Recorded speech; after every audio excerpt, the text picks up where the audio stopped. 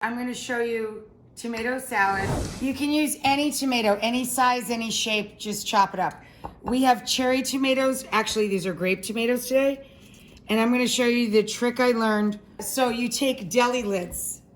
Save these always, okay? You fill it with cherry tomatoes or grape tomatoes. You put the lid on top. Put your hand on it really tight. Take your knife.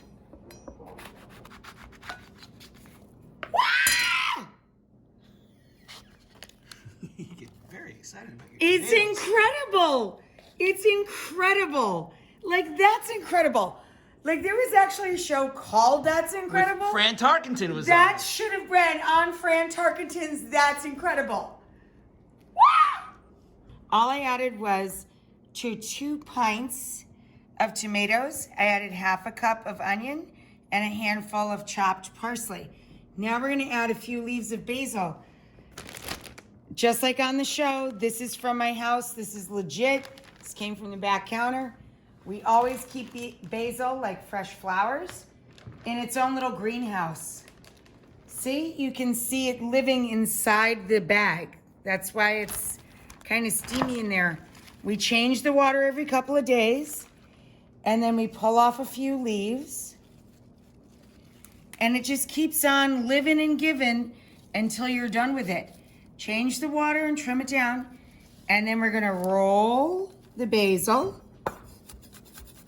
and run our knife through it.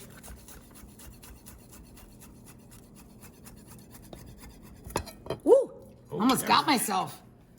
And drop it on in there. Now all this needs is olive oil, salt, and pepper. If you want to add acid, balsamic vinegar, delicious. But quite frankly, we like it better, and we've talked about it actually a couple of times. We like it better. The tomatoes are acidic enough. We like this salad legit. Just EVOO, salt, period. If you want to add pepper, go for it. Okay. Here's our tomato salad.